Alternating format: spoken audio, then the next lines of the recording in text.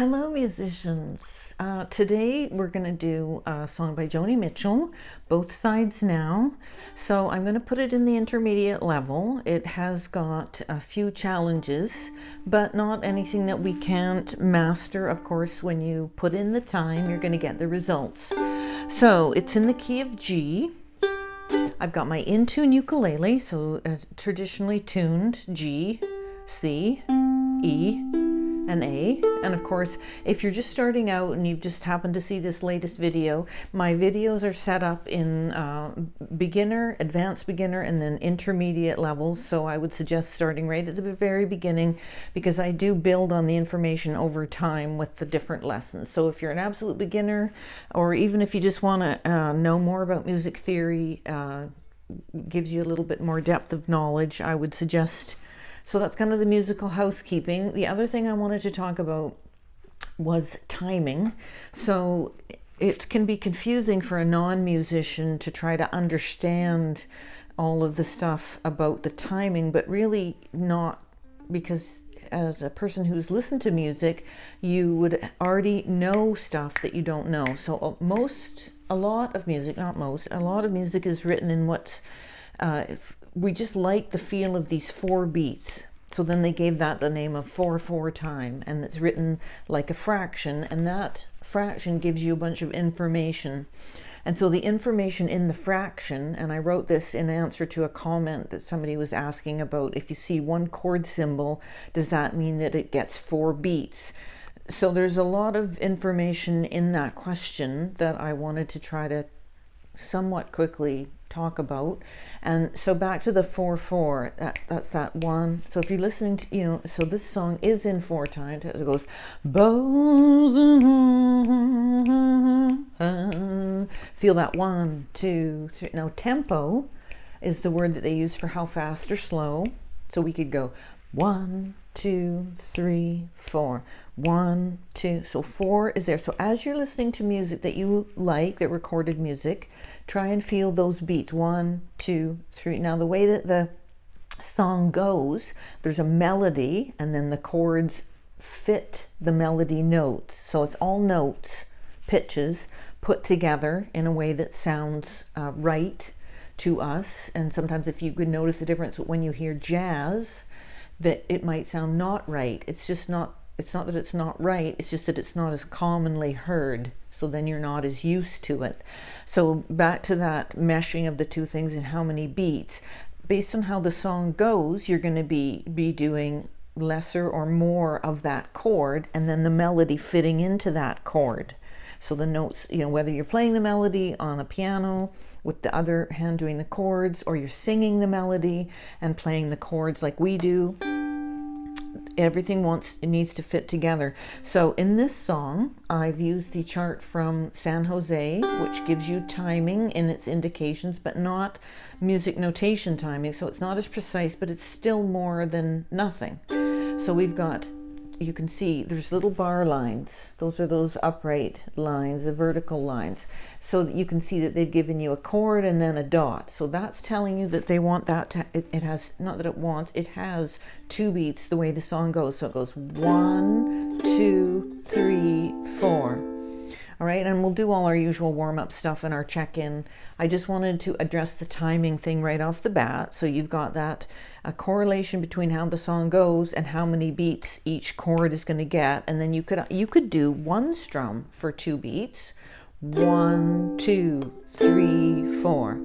It's how much time that gets allotted to it. So 1, 2, and flow. So there's not a correlation between how many strums you do and the number of beats that need to happen for the song based on how it's going.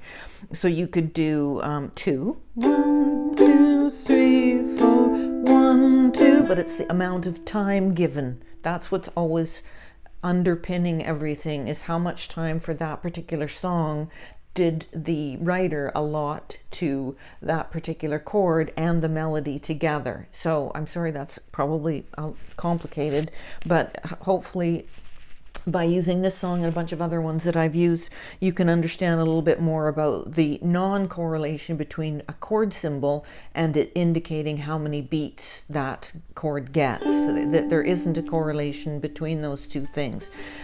So with this song, we've got a little bit more information, which is great. Okay, so moving on to that, we've got, if you look along the top, you've got a bunch of information. You've got a G, and then you've got a G, what's called a sus, suspended chord. So then it says 4. So what does that mean? And then you've got that other picture down there. And how am I ever going to get my fingers to do that? Basically, just put, if you let your eyes go back to the G shape, and you notice that this finger can come up here and block this one, so that this is the one that's being sounded. So then you can just go G, and then the sus, add that C note. So in what's happening in there is that it's suspended the third tone of the chord, which is a B note. G, B, and D are the notes you need for a G major chord. And then they want you to ornament it by adding a C pitch to that chord. So just use your baby finger, and then you hear that different sound. And so the B is not being sounded because it's hidden by this C being played above it here with this baby finger. So that's what you can do. Okay, so let's do the other chords. Looking along, you've got a B minor chord, and that you bar it. So practice your barring, which we're gonna make sure our thumb is back, and then we're pressing that B note up top there with the ring finger. And it will take time to build that strength. That's why I suggest people get the thumb in the back. Then you've got a D. And you can do a sus4, that's another one where they've removed and added the fourth, and so you can just use your baby finger to do that. That's a G note there. And this is still okay if you wanted to just leave the D shape on, but they want you to like remove it, but I think it's easier just to keep the full D form. Okay, I think that's all the little fiddly bits. So again, you're checking in, you're relaxing. Nice deep breath in, listen to your in-tune notes. Let's do a wee vocal warm-up. So C, La, really listening deeply to those pitches. La, and then G, La. Okay, I'm not going to do the whole song just to keep the video a bit shorter. I'll probably do 2 verses. And the chorus I find quite high in terms of vocals, so I'm going to be dropping down. Let's do the intro. So we've got a nice slow tempo, 1, 2, 3, 4. So 2 beats G, then add the sus. We're doing the intro.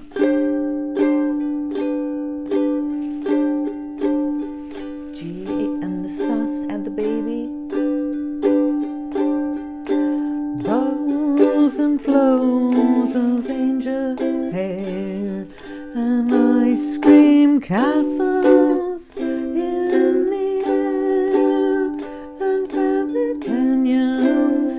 Now notice, sorry to stop, but the A minor has nothing underneath it. It's a blank, and they're trying to tell you that you're strumming the chord on beat 1 and not singing, and then singing on the and of, or on beat 2. I think it's the and of 2. And you'll see that again farther on. And then your D chord. But now they only block the sun. They rain and reach up to the B and bar. Everyone, so many things. Here we go, and play. I would have done. The clouds got in my way. I've looked at clouds from both sides now. From up and down, and still somehow it's reach and bar. Clouds, illusion, I recall. I really don't know. Here's our D. Baby finger on that G note and release, and then a pause. I'm going to slow down even more.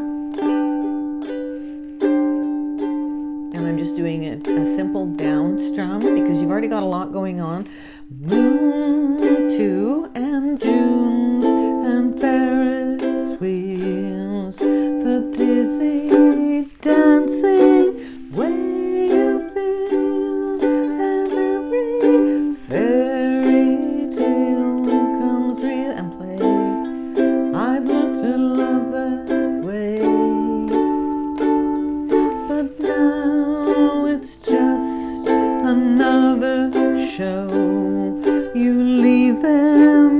beach and laughing when you go. And if you care, don't let them know. Don't give yourself away. I've looked at love from both sides now, from give and take, and still somehow it's love's illusions I recall. I really don't know love at all.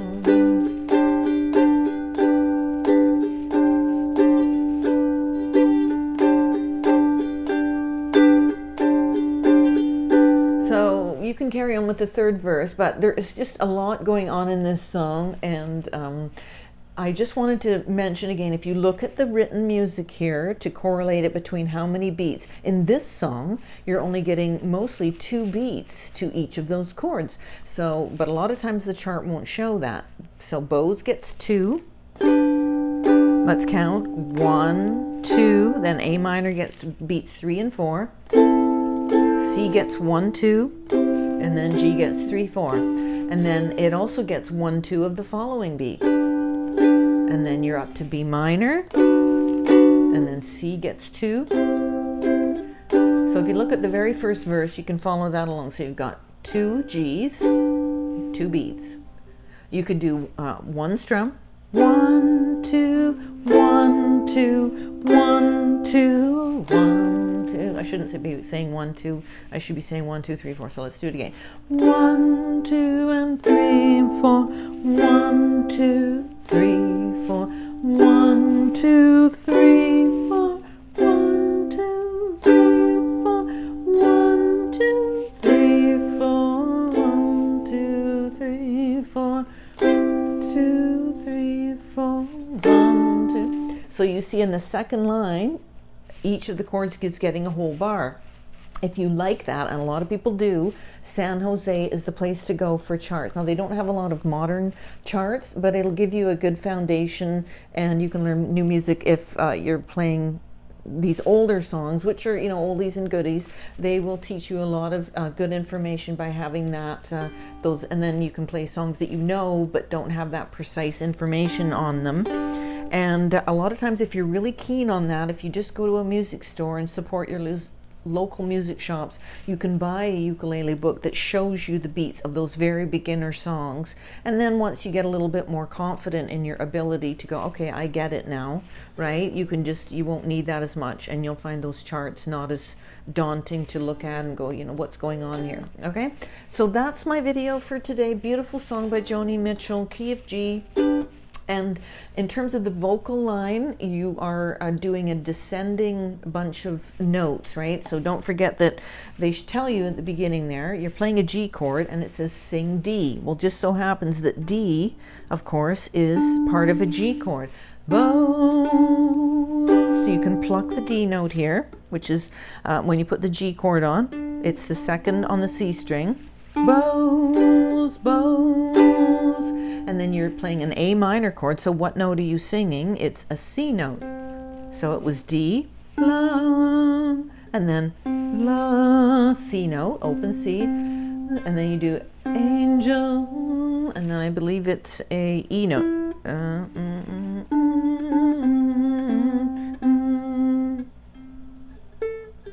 Oh, G. La, D, D, C, C, C. And it's not, if you have a high G on here, you don't have that low pitch.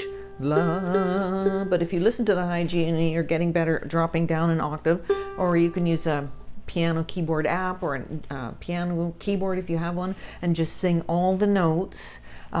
Starting at the D, which is between the two blacks on the C, so you know, it would be D, C, and then jump all the way down, and that would be a good vocal exercise. Okay, so I don't want to make this too long, but I hope you have found it helpful.